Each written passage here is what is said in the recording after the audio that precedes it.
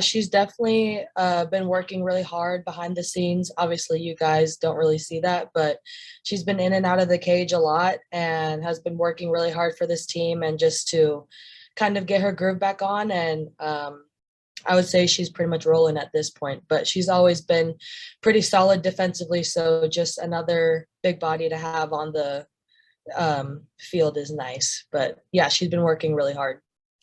And what stands out to you about her personality wise or her demeanor out there? She has this bulldog mentality, I would say, like no one's gonna beat her type. I'm literally watching her hit right now, but yeah, no one's gonna beat her, and if you do, I would be scared for your next step at. One of the biggest turnaround postseason players is Shay Knighton of all time. And Kinzie Hansen last conference season was not at her very best. And she was very aggravated by that. And so when we talk about the Big 12 tournament being like a new beginning, it just kind of changed her whole approach last year. She had an incredible tournament, which led her into postseason. I think she looked at the Big 12 tournament in that way. Like, okay, I did this last year.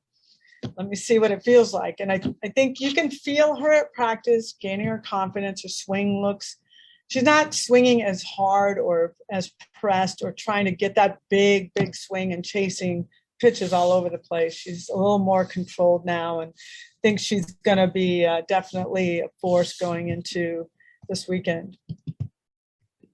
And just real quick follow up to that with what she's done with what Lindsay's done. How difficult or how good of a problem is that to have? I imagine it's a little bit of both to try to fit those pieces together into the lineup every day. It is. It's hard. It's all about matchups, and sometimes we're wrong with it, but there's interchangeable pieces, and that's involving Elam, Hansen.